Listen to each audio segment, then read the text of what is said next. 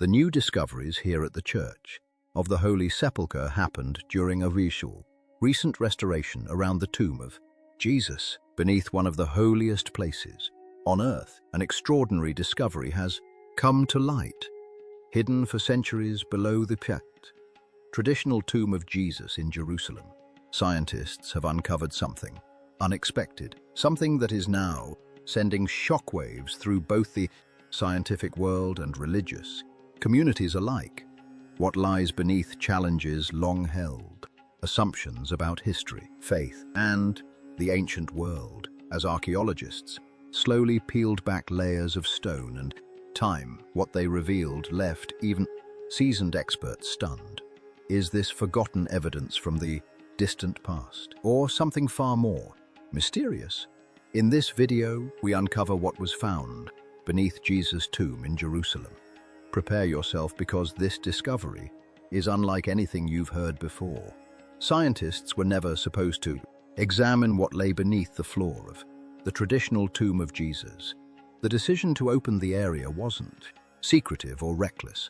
Every step followed strict protocols and received formal approval from all governing authorities.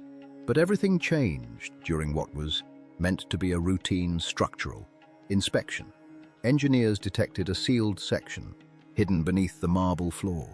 Once it became clear that something had been intentionally concealed, the team had no choice but to investigate. What they uncovered didn't align with any official records, historical expectations, or accepted interpretations. The discovery stunned the first experts who saw it and prompted church authorities to quickly restrict access. The restoration had revealed a layer that had remained untouched for centuries, possibly intentionally. For decades, the caretakers of Jerusalem's Church of the Holy Sepulchre had avoided any major work beneath the tomb chamber. The area is among the most tightly controlled spaces in the entire basilica. Even the smallest change requires unanimous approval from the Greek, Orthodox, Roman Catholic, and Armenian apostolic churches, all governed by the ancient status quo agreement. Because of these limits, the foundations were largely left undisturbed. Inspections were confined to surface-level maintenance, never what lay below, until now. That changed in 2022. Structural engineers began noticing subtle irregularities in the marble floor surrounding the edicule, the small shrine marking the traditional burial site of Jesus. At first, the changes appeared insignificant, but deeper scans revealed a more serious issue. Sections of the floor were slowly sinking, forcing investigators to confront what lay beneath, something no one had intended to uncover. Internal evaluations showed that parts of the floor were resting on weakened fill material, layers compressed by nearly 2,000 years of rebuilding, repairs, and additional structures stacked one upon another. Engineers warned that ignoring the issue could result in irreversible damage to one of Christianity's holiest sites. Those warnings left the church's custodians with little room to maneuver. Within the basilica, even minor changes require approval from multiple authorities, groups that rarely agree on anything. But this time, the danger was impossible to dismiss. After intense deliberation, the Greek Orthodox Patriarchate, the Roman Catholic Custody, and the Armenian Apostolic Patriarchate reached a reluctant agreement. Scientists would be allowed to investigate, but only under strict supervision. Each church appointed its own representatives to monitor every action near the tomb. The atmosphere inside the basilica shifted immediately. Technicians worked in near silence, fully aware they were entering a space that had been closed to outsiders for generations. When the archaeologists arrived, they were clearly reminded of the limits placed on them. They could examine only the area beneath, the marble floor closest to the edicule, and only for a brief, carefully controlled window. Even so, the opportunity was extraordinary. No modern scientific team had ever studied the deeper layers beneath this part of the church. Proceeding with extreme care, the team set up their instruments. Their goal was to gather enough data to assess the structural risk without disturbing anything considered sacred. The first device allowed inside was ground-penetrating radar, which moved slowly across the marble surface, sending signals deep into the layers below. As the scans began to return, unexpected patterns emerged. The bedrock beneath the tomb was not smooth or uniform. Instead, it showed uneven rises and depressions that didn't fit the profile of a stable, well-supported foundation. Preliminary readings even hinted at cavities, small voids that appeared to have remained untouched for centuries. No one rushed to conclusions, but the data strongly suggested that something concealed lay beneath the visible floor. Quietly, microarchaeology specialists prepared their tools in case deeper examination was approved. Their authorization was narrow. They would only be permitted to analyze loose sediment or dust once the marble was lifted. Even so, traces of pollen, soil, or mineral residue could provide rare clues about the earliest layers beneath the shrine. When the first marble slab was finally lifted, the team expected to see the familiar signs of past repairs. The Church of the Holy Sepulchre has been reinforced and modified countless times over the centuries, so traces of modern mortar or construction debris would have been completely unsurprising. Instead, the room went silent. Beneath the marble was no recent repair layer at all. What lay below was compacted soil, ancient, undisturbed, and remarkably well preserved. The layers were dense and clearly defined, untouched by any previous restoration. The researchers immediately understood this wasn't part of routine maintenance. It was an original surface sealed away, as the church was rebuilt again and again above it. They hadn't opened a repair zone. They had uncovered a direct glimpse into the site's earliest past, a hidden archive of Jerusalem's buried history. Working with extreme care, the team began to remove the newly exposed layers. They expected a jumble of mixed material from different periods of repair. Instead, they found something far more remarkable, a clean, orderly sequence of deposits stacked one atop another like pages of history preserved in the ground. The top layer was familiar, a 20th century leveling mortar from previous restoration work. Practical and modern, it reflected the long struggle to keep the site standing. Below that were fragments of 4th century Byzantine paving, stone laid during this reconstruction ordered by Emperor Constantine. This confirmed that an organized sanctuary existed here centuries before the medieval church took shape. Deeper still, the team encountered even older remains, compacted rubble tied to a 2nd century Roman building project, commonly linked to Emperor Hadrian's effort to construct a pagan temple over the site. The material was tightly packed and uniform, suggesting that earlier structures had been deliberately leveled to prepare the ground for Roman construction. Up to this point, everything matched what history had recorded, but the true shock lay beneath the Roman fill. The soil changed suddenly, from construction rubble to unmistakable quarry material. Fine limestone dust, stone fragments, and tightly packed sediment appeared, exactly what you would expect from active stone cutting. Pottery shards recovered from this layer dated to before 70 CE, indicating that this area had functioned as a working quarry during the 1st century. Ground-penetrating radar confirmed the finding.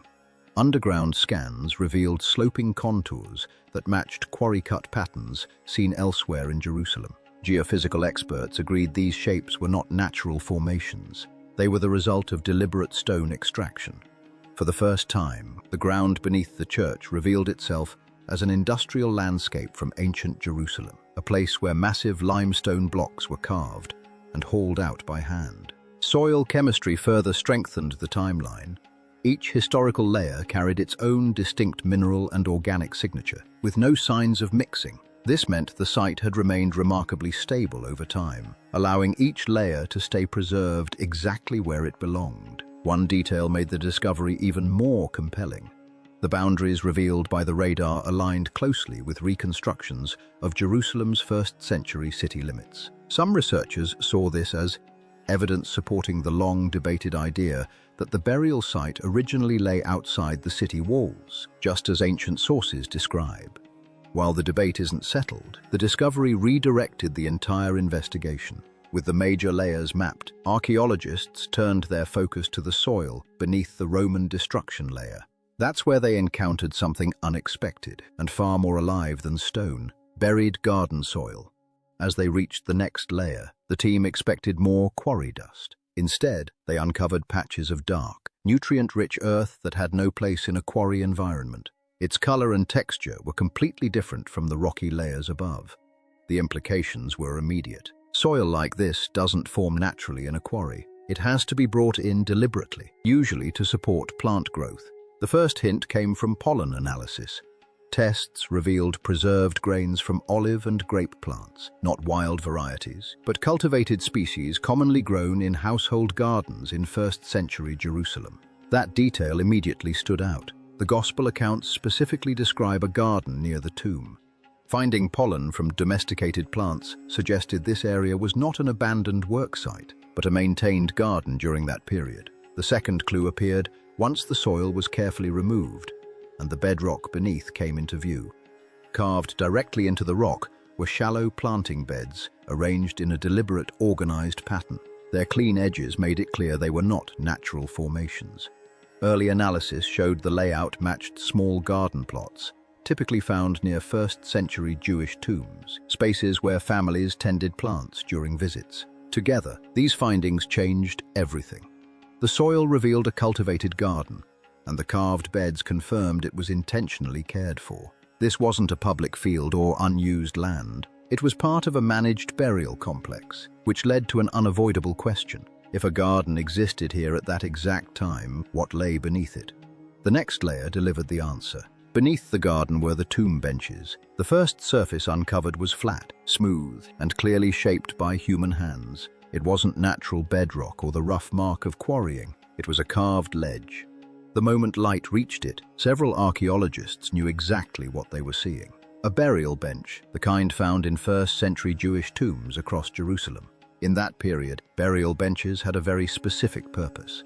After death, the body was placed on the bench for washing, preparation, and the application of oils and spices. This bench fit that practice exactly. Its height, shape, and craftsmanship matched well-documented examples from the same era.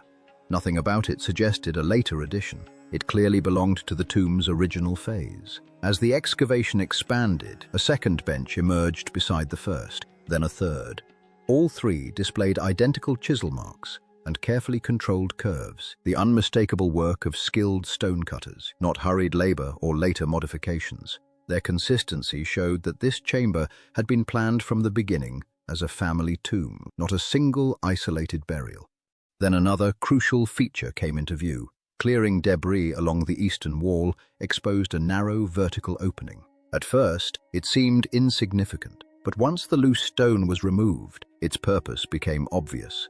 It was a koch, a long burial niche cut deep into the bedrock, where the body would be placed after initial preparation on the bench. With both benches and a koch edge present, there was no doubt left. This was a complete intentional burial system, not a random or unfinished rock cut. The craftsmanship reinforced that conclusion. The chisel marks on the benches and the niche matched 1st century carving techniques, showing steady, deliberate strikes typical of trained craftsmen. Conservators carefully searched for signs of medieval alterations or later interference, and found none. The stone surfaces were original and untouched. One detail, however, stood apart. On the western wall, a fourth niche had been started but never completed. The carving stopped abruptly halfway through.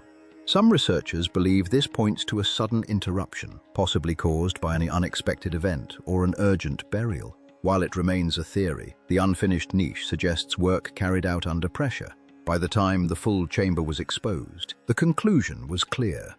The garden above wasn't symbolic or ornamental. It belonged to a real, functioning 1st century burial complex. The layout closely matched descriptions found in the earliest historical accounts, indicating the team was nearing the most critical layer of the site. But what they discovered next, inside the chamber itself, shifted the tone of the entire excavation. traces of linen, material that should not have survived. Once the benches and the cock had been fully recorded, the team shifted their focus to the chamber floor and the narrow crevices carved into the stone. Because the tomb had been sealed beneath centuries of later construction, the likelihood of any biological material surviving seemed almost non-existent. Even so, technicians prepared their micro-sampling tools with extreme care, determined to overlook nothing. The first unexpected sign appeared when a thin groove between two benches was gently vacuumed using a micro-extraction tube. Lodged deep against the stone was a small cluster of tiny fibers, faint, nearly invisible, and unlike ordinary dust or debris. When the fibers were transferred into a sealed container, they behaved differently from plant particles or environmental residue. They clung together and to the instrument in a way that suggested they were woven, not random. Under high magnification analysis in the lab, the fibers revealed a distinct weave pattern, far too regular to occur naturally. According to the preliminary report, their twisted structure was characteristic of ancient linen. The finding immediately sparked debate. Linen is delicate and typically deteriorates rapidly, especially in open or disturbed environments. Discovering even trace remnants in a chamber this old was highly unusual. To rule out contamination, the team rechecked every piece of equipment. All of it was clean. Additional samples were taken from the edges of the benches. In two separate locations, more fibers were found. They matched the first samples in size and structure, and again showed unmistakable signs of weaving. Analysts concluded the material was too consistent to be accidental or intrusive. Something textile had once rested on these stone surfaces. If the fibers were burial linens, it meant the benches were not merely symbolic. They had been used as intended. One sample provided an even more compelling detail. Embedded within it was a microscopic residue consistent with oils, not modern substances, but chemical traces matching the degradation patterns of ancient burial ointments. Researchers were careful to stress that the results were still preliminary and required further confirmation. Even so, the evidence fit closely with known first-century Jewish burial customs, in which linen cloths soaked with aromatic oils played a central role. The possibility that these benches had been part of an actual burial could no longer be dismissed. The emotional impact was profound. The benches had already established that the tomb itself was authentic. The cock confirmed the structure followed recognized first-century burial design. But the linen fibers carried the investigation into entirely new territory. They suggested that a real human body had once been prepared on these stones. For the first time, the evidence pointed not just to tradition or architecture, but to human presence. With that realization, the team moved forward with even greater care. If fragile textile fragments had survived, there was a chance that deeper biological traces might still exist, especially in the sealed area beneath the tomb that radar scans had already identified. What lay beneath the tomb changed everything. As significant as the first-century benches and linen traces were, they paled in comparison to what appeared beneath the limestone slab traditionally identified as Jesus' burial place. Ground-penetrating radar specialists began scanning, expecting to encounter solid bedrock. For several minutes, the readings showed nothing unusual. Then suddenly, an unexpected shape emerged. Directly beneath the slab was a clean rectangular void. Its edges were sharply defined, its depth uniform. It appeared intentional and sealed. The team ran the scan again to rule out interference. The shape appeared once more, even clearer. Internal notes suggested the dimensions matched those of a small chamber, yet no historical record or map mentioned such a space. If it existed, it had remained hidden for nearly 2,000 years. Because the slab itself could not be moved, the team searched for the smallest possible access point. A natural fissure along the bedding stone offered a narrow opening. After careful deliberation, a microcamera was gently guided through the gap. At first, the screen showed only darkness. Then the image sharpened, and what appeared inside left the room silent. The chamber was untouched. A fine layer of dust covered the floor. The walls showed no signs of later repairs or intrusion. Nothing inside had been disturbed. As the camera moved toward the center, a flat limestone bench came into view. Its surface bore simple carved lines used in first-century burial preparation, not later Christian symbols, but markings consistent with the earliest Jewish burial traditions. The edges of the bench were sharp, rather than smoothed by wear, suggesting it had been used only briefly before the chamber was sealed. Through the narrow opening, the team carefully collected trace samples using vacuum tubing. Later, laboratory tests confirmed the presence of microscopic fibers consistent with ancient linen, the same type found on the upper tomb benches, but here concentrated in one undisturbed spot. Several specialists agreed the evidence pointed to a body once resting on the stone, wrapped in linen. The conclusion was cautious, but significant. A small carved niche nearby matched first-century burial preparation spaces and showed faint discoloration, as if an object had once been placed there. Mineral deposits on the walls provided the strongest proof. Analysis showed they formed in a completely sealed environment with no signs of later entry. If correct, the chamber had remained untouched since shortly after the 1st century. The findings split the team. Some believed the chamber matched early descriptions of Jesus' burial site. Others warned the evidence was not yet conclusive. As news spread, calm quickly gave way to conflict. Scientists, religious authorities, and institutions all demanded access, sparking disputes over control and interpretation. The academic response was immediate. Many archaeologists urged restraint, noting the chamber could represent an elite 1st century burial without confirming any gospel link. Religious custodians pushed for strict limits, fearing misinterpretation. Meanwhile, some early Christian historians argued the evidence supported ancient traditions long dismissed. Material scientists added one final confirmation. The chamber's mineral crust dated to the 1st century and showed no disturbance, strong evidence that the space had remained sealed for nearly 2,000 years.